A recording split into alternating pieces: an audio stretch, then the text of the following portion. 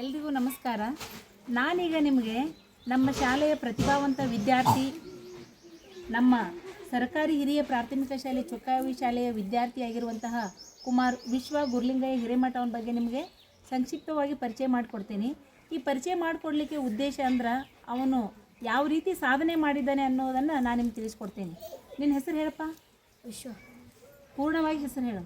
ವಿಶ್ವ ಗುರ್ಲಿಂಗಯ್ಯ ಹಿರೇಮಠ. ಹಾಂ, ನೀ ಎಷ್ಟನೇ ತರಗತಿಯಲ್ಲಿ ಓದ್ತಾ ಇದೆಯಾ?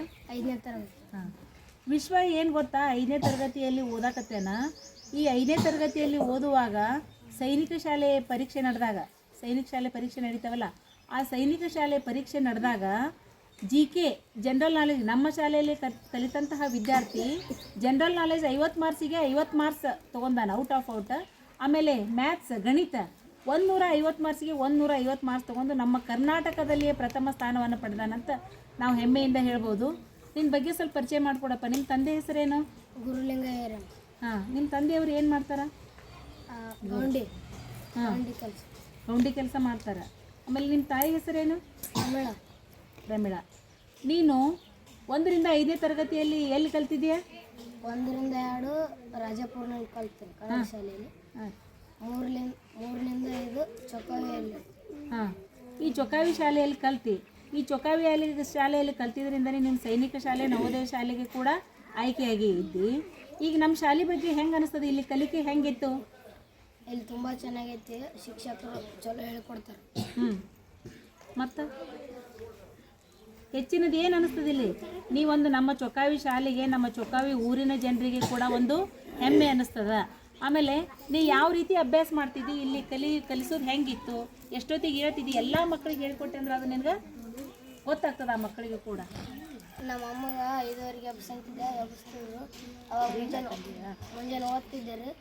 ಓದಿಗೆಸಿಂದ ರಾತ್ರಿ ಲೆಕ್ಕ ಪ್ರಾಕ್ಟೀಸ್ ಮಾಡ್ತಿದ್ದೆ. ಹಾಂ, ಮತ್ತು ಬಂದು ಶಾಲೆಯಲ್ಲಿ ವರ್ಕ್ ಮಾಡ್ತಿದ್ವಿ. ನೋಡ್ರಿ, ಎಲ್ಲ ಮಕ್ಕಳಿಗೆ ಹೇಳುವಂಥ ಕಿವಿ ಮಾತಂದ್ರೆ ಅವನು ರಾತ್ರಿನೂ ಕೂಡ ಓದು, ಅವತ್ತಿಗೆ ಹೇಳಿದ ವಿದ್ಯಾಭ್ಯಾಸವನ್ನು ಯಾವುದು ಪಾಠ ಆಗಲಿ ಏನಾಗಲಿ ಅವತ್ತೇ ಮಾಡಿ ಮತ್ತೇನು ಮಾಡ್ತಿದ್ದ, ನಸುಕಿನ ಜಾವದಲ್ಲಿ ಎದ್ದು ಅವುಗಳನ್ನು ಮಾಡ್ತಿದ್ದ. ಲೆಕ್ಕಗಳನ್ನು ಮಾಡೋದಾಗಲಿ ಅಥವಾ ಯಾವುದು ಜನರಲ್ ನಾಲೆಜ್ ಓದೋದಾಗಲಿ ಹೀಗೆಲ್ಲ ಮಾಡಿ ಕೂಡ ಏನು ಮಾಡ್ದ, ಅವನು ಸಾಧನೆ ಮಾಡ್ದ.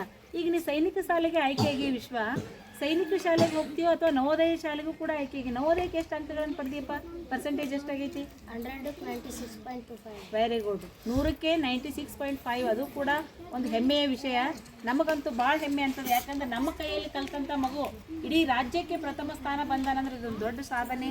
ನಮ್ಮ ಚೊಕ್ಕಾವಿ ಶಾಲೆ, ನಮ್ಮ ಚೊಕ್ಕಾವಿ ಊರಿನ ಒಂದು ಹಿರಿಮೆ ಹೆಸ್ತದ ಅಂತ ಹೇಳ್ಬೇಕು.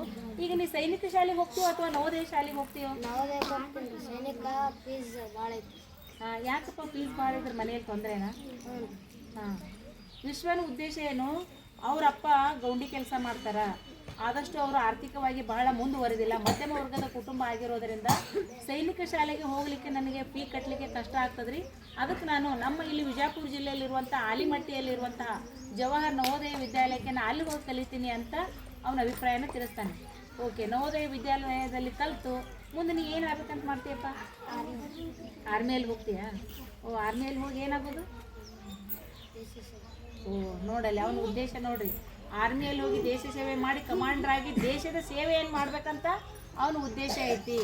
ಎಲ್ಲ ನೀನು ಒಳ್ಳೇದಾಗಲಿ. ನಮ್ಮ ಚೊಕ್ಕಾವಿ ಶಾಲೆ, ಚೊಕ್ಕಾವಿ ಊರಿನ ಹಿರಿಮೆ ಅಂತಂದು. ಮತ್ತು ಇಲ್ಲಿ ಶಿಕ್ಷಕರು, ಆಮೇಲೆ ಇಲ್ಲಿ ಶಾಲೆಯಲ್ಲಿ ಊಟ ಹೆಂಗೆ ಕೊಡ್ತಿದ್ರಪ್ಪ ನಿಮ್ಗೆ? ಚಲೋ ಉತ್ತಮವಾದಂಥ ಊಟ ಕೊಡ್ತಿದ್ರು. ಏನೇನು ಕೊಡ್ತಿದ್ರು? ಕತ್ತೆ, ಬಾಳೆಹಣ್ಣು, ಅನ್ನ ಸಾರು, ಎಲ್ಲಾನು ಕೊಡ್ತಿದ್ರು, ಹೌದಿಲ್ಲ?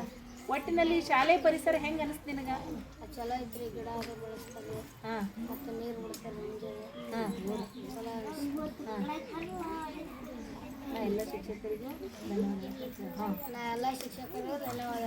ಓಕೆ, ಥ್ಯಾಂಕ್ ಯು ವಿಶ್ವ. ಹಿಂಗೆ ನೀನು ನಿನ್ನ ಹೆಚ್ಚಿನ ಸಾಧನೆಯನ್ನು ಮಾಡಿ ನಮ್ಮ ದೇಶವನ್ನು ಸೇವೆ ಮಾಡಲಿ. ಮಕ್ಕಳೇ, ನೀವು ಕೂಡ ಇವನನ್ನು ಒಂದು ಪ್ರೋತ್ಸಾಹವನ್ನಾಗಿ ತಗೊಂಡು ನೀವು ಹಿಂಗೆ ಆಗ್ತಿರಲ್ಲ ಎಲ್ಲರೂ? Okay, thank you.